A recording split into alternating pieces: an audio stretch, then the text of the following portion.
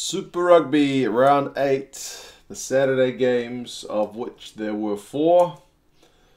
And I suppose all of them pretty much went according to the script, although there was one, I guess, upset in terms of what the bookies had as the winner and who actually won. But we will start with the first one. It was the Crusaders hosting the Brumbies in what can kind of go by that cliche as a game of two halves, because believe it or not, despite that scoreline, the Brumbies were actually leading at half-time, although there were only 7 points scored in that first half. It was Leliofano who got that first try, 7-0 after a few phases, and it was during a yellow card period, so Owen Franks, during his 150th game, managed to get a yellow card for not using any arms in the tackle, and it was during that period that the Brumbies scored. I suppose for the Brumbies, if you are going to get points, a good chance to do it is when the Crusaders are down a man, and 7 is kind of a decent number to get. It's more than some teams get, it's less than other teams get, but yeah, 7 points in the yellow card. Brumbies were good value for that lead in the first half as well, and they interviewed the Brumbies assistant coach at halftime, and it was just about kind of maintaining that intensity, knowing that the Crusaders were going to hit back. And yeah, they couldn't really keep that up, because second half, Reese got his try from a crotty pass and a few phases, made it 7-all. Jordan got a try from a wide move after a scrum, and Pulu got yellow carded for hitting him high as he was trying to go for the try. So a few minutes later, with the man advantage, Jordan got another try from a Moonga clean break, and he got hit high again going for a try. So within quick succession, Will Jordan got hit around the throat kind of twice, but also managed to score 2 tries.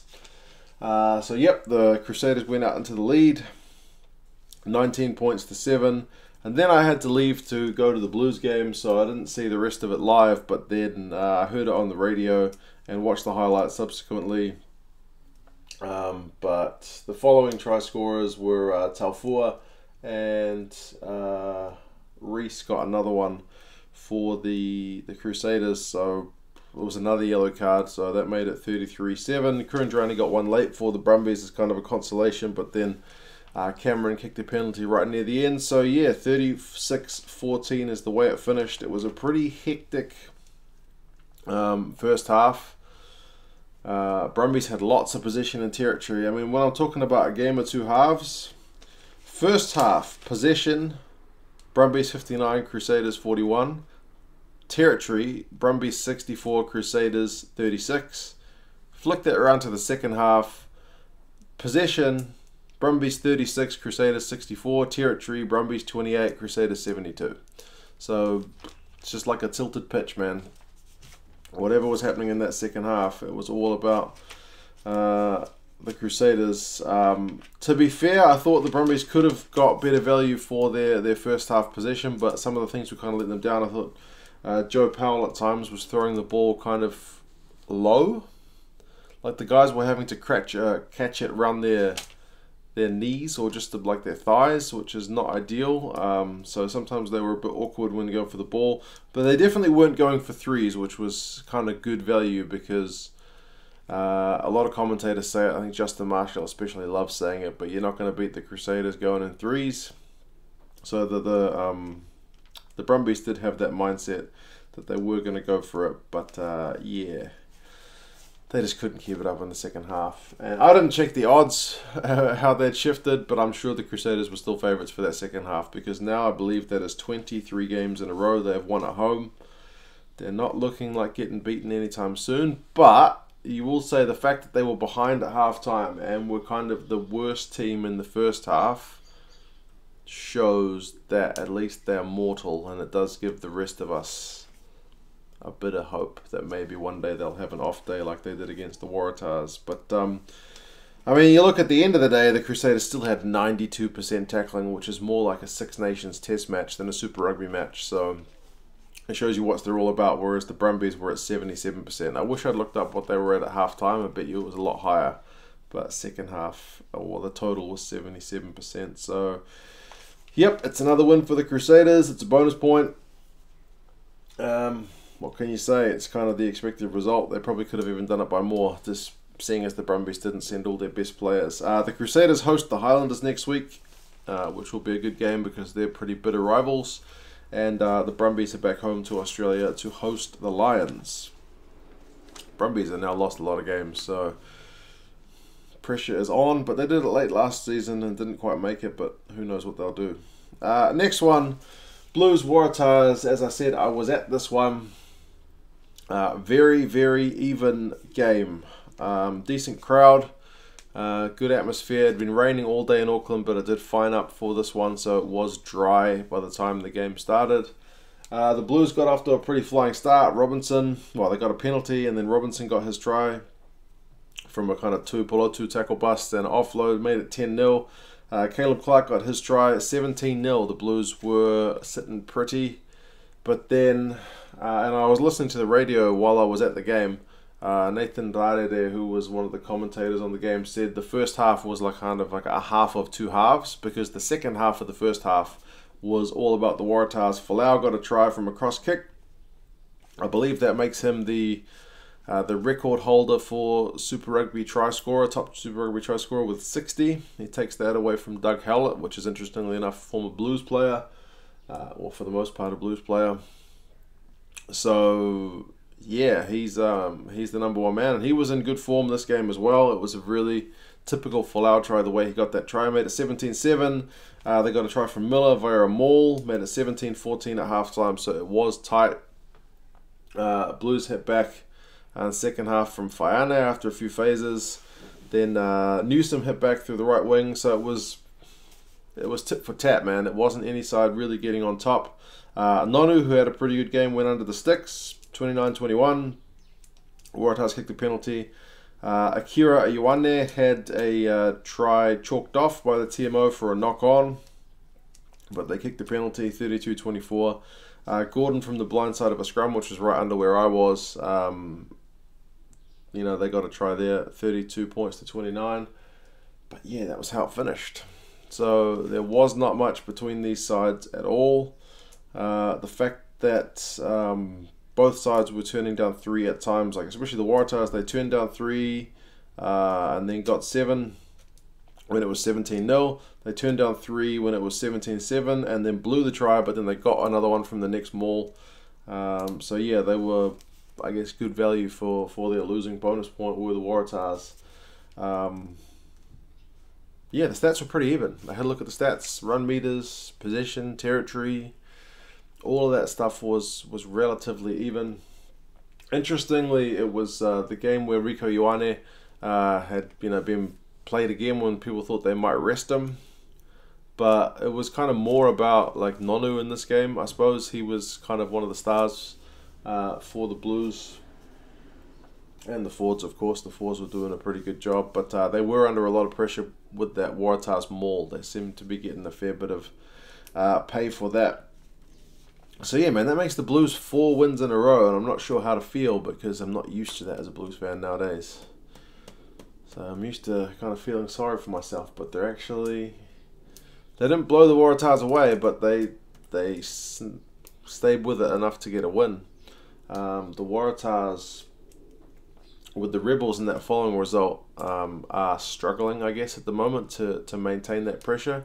But it was an away game against the New Zealand team, which is always pretty tough. So I guess there's still time for them. But like the Brumbies, not as bad as the Brumbies, but they're going to have to kind of buck their ideas up pretty soon if they're going to do anything. If the Australian Conference is going to have more than one team in the finals.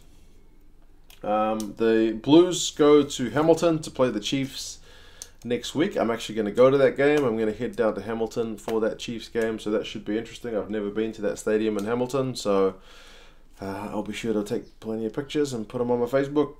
And the Waratahs are on the bye, so I suppose a good chance for them to kind of rest and recover because, yeah, they got some good players, and I guess they're under a little bit of criticism from their fans. I mean, they kicked the ball away at the end when they were trailing by 3 points and kicked with like 3 minutes to go. That seemed a bit daft. And I guess for rejigging the back line and the forwards, like they rested Michael Hooper and they played Beale from the bench, so a bit of criticism for Daryl Gibson for that one, given how close they got. Might it have been different if they'd gone full bore? I guess who knows, but they need to pick their ideas up for sure. The next one, I missed the start because I was travelling back home from the Blues game, but the Rebels 42 points to 15 over the Sunwolves. That is a pretty one-sided result. I missed the first Hodge try, but saw the Sunwolves kick a penalty, 7-3. Hodge got another one. Meeks got one, which was just an absolute calamity from the Sunwolves at the back. Masarewa made Maddox look pretty silly for his first try. So Maddox kind of got exposed defensively. I know on this channel there's a fair few guys who don't rate Maddox that highly, and perhaps that was part of it because, yeah, he did look rather silly there. Cooper got a try from a Guinea, the Hodge little line break move. It was 28-8 at halftime, looking pretty comfortable. But then Masarewa got another try at the start of the second half. Busted a few tackles, 28-15. And then Hodge sealed his hat-trick. Guinea got a try where just a line-out move and he just had too much space and too much gas. But yeah, there was a flurry of yellow cards at the end, but it didn't really seem to make a difference. So yeah, 42-15 is how it finished. A pretty emphatic victory for the Rebels. There perhaps, I guess, could have been a little bit of pressure on them with the Sunwolves getting the win over the Waratahs the previous week, that they would kind of be a real threat.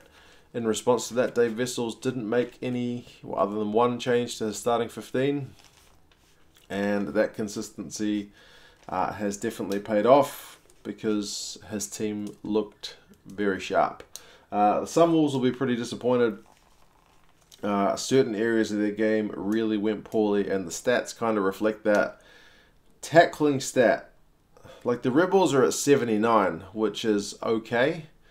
Like if that was a test match, you'd say that's pretty bad, but for Super Rugby, it's probably about standard. Remember I mentioned the Crusaders were at 92%, which is more like a test match or a Six Nations test even. The Sunwolves were tackling at 61%. 61, which is just poor.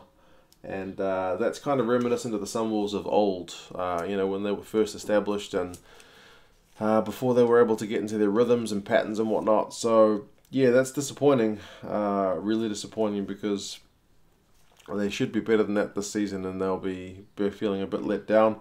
Also the set piece, like the Rebels lineout was at 100%, the Sunwolves was at 53. So I know they took Brigvadza off relatively early, but yeah, some things just weren't clicking for the Sunwolves, and it played right into the Rebels' hands because the Rebels were pretty much sharp across the board. So I mean, even Hayden Parker missed a conversion for the first time in how many kicks? So I guess that's a sign that it's definitely not their night last night. Although I will say there did seem to be a pretty good crowd there in Melbourne, so perhaps that's on the back of the success.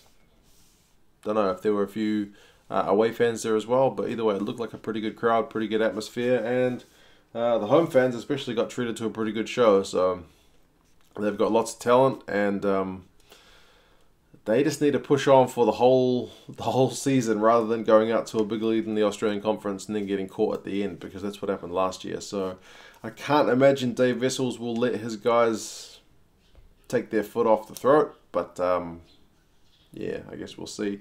They've got the Stormers next week. Stormers are hurting. They got beaten by the Reds, got beaten by the Blues, got beaten by the Hurricanes on their tour, so it's getting to that must-win thing for the Rebels. They don't want to be that one team that lets them up off the mat. But the Stormers will be desperate, so I guess we'll see. The Sunwolves finally get a bye. It's a much-deserved bye for them. I was a bit critical of the scheduling at the start of the season, giving the Sunwolves such a late bye, because traditionally they're a team that doesn't have as much prep time as everybody else. So I would have liked to see them get the bye early, but that is what it is, and they will get the bye now. We will see how they go. The last one. Now this one I've only seen the highlights. I didn't watch it. It was on at 2 in the morning. I thought the Jaguars never win in South Africa. Is it worth getting up? Maybe I'll just watch the highlights. Maybe I'll watch the full match in the morning. But it's been at the end of daylight savings, or is it start? I forget which way it works. Either way, our clocks went back an hour. So I went for a sleep in as much as I could with 2 kids running around the house. And yeah, the Jaguares actually managed to get a win. 22 points to 20. I told you guys I have to change this to the updated logo. I'll see if I can do that today. Because yeah, the Jaguares got a win. I'll update their logo to reflect it, man. The Bulls started off seemingly the stronger of the 2 teams from what I have seen of these highlights. They missed a penalty early, a pretty easy one, which I guess when you look at that scoreline is a bit costly, but they kicked one not long after from a scrum penalty, 3-0. Another one about 15 minutes, 6-0. Another one, 23 minutes, 9-0. It was looking like it was just going to be one of those days for the Jaguares where they were conceding too many penalties and getting punished. Remember, Pollard wasn't playing for this one, neither was Creel, so it was a bit of a rejigged lineup. But, I mean, the Jaguares also had some new guys there as well. Matera got a try from a lineup move. He showed some strength and some gas to bust through. 9-7 was the score at halftime. Stickling got his try from an Odendahl break just after halftime, 14 points to 7. And then Chaparro got a yellow card for the Jaguares. So, yeah, it was not looking very good. But they managed to score a penalty during that yellow card, which was responded to by the Bulls getting a penalty of their own. But that yellow card period for the Jaguares was essentially 3-all. So you probably give that one to the Jaguares because the Bulls weren't able to get any additional points on top of what they had before going into the yellow card because it was kind of evened out. After the yellow card, the Bulls managed to kick another penalty. So 10-point lead going into the final 10 minutes. And then Agaba got a yellow card, which was kind of another silly one to give away. And they were immediately punished by Miotti getting a try over in the corner, and he converted it himself. I've never seen this guy play. If you got any insights into him, he certainly had an impressive debut because he scored pretty much as soon as he came on. So during that yellow card, it was 7-zip, and then he got another try after Boffelli took a high ball and offloaded. They missed the conversion there, but the yellow card was 12 points to zip. So the Bulls, when they had the man advantage, weren't able to get any additional points. The Jaguares, when they had the same, managed at 12-0. The Bulls got a second yellow card when they tackled one of the guys in the air from the kickoff, the restart, but that didn't seem to make a difference at the end. Yeah, a few costly things for the Bulls. I mean, that early missed penalty, they knocked the ball over the line. I think Mojano kind of went in for a bit of a tackle and it managed to knock the ball loose just before halftime. So the Bulls definitely missed chances because they had more run meters, more possession, more territory, fewer penalties. The Jaguares conceded 4 more penalties. Interestingly for the Jaguares, their tackle percentage was 86. Bulls was 85, but 86 for the Jaguares is more than what they usually get when they're in South Africa. So very good effort from them. This may have saved their season because it was looking like pretty dire straits for them after kind of a build-up of like losses in a row. But yeah, it's not all doom and gloom for that yet. It may just be delaying the event inevitable, but I guess they've delayed it if that's what it is. And the Bulls, it's just another one where are they at? Is it because they rested Pollard and Creel? I don't know. But that was definitely a must-win game after that Sharks victory. Because, yeah, and the Lions lost, so they had a chance to kind of stake a claim, but no. The Bulls are just an up-and-down team at the moment, so Pollard seems to be a major factor, but I don't want to just say it's all down to that one man because it's a team game. Anyway, the Bulls, they host the Reds in their next game, which will likewise be kind of another must-win. And for the Jaguares, they will have given the Sharks something to think about. They're away to the Sharks in Durban next week, so the Sharks perhaps will be running on confidence. But as somebody mentioned in the comments, the Sharks are really good away, but perhaps don't perform as well at home, so maybe they should be a bit concerned. You guys let me know your thoughts on these games. It was an interesting bunch of games. Yeah, Crusaders too good. It's an interesting Super Rugby season just because you don't really know what's going to happen, which kind of adds to the beauty of it. I mean, the Crusaders keep winning, but like I said, they were down for half the game. So, yeah, it seems to be a more interesting season than we've had in recent years. But that's just my thoughts. You guys let me know yours, and I'll talk to you again soon. See you later.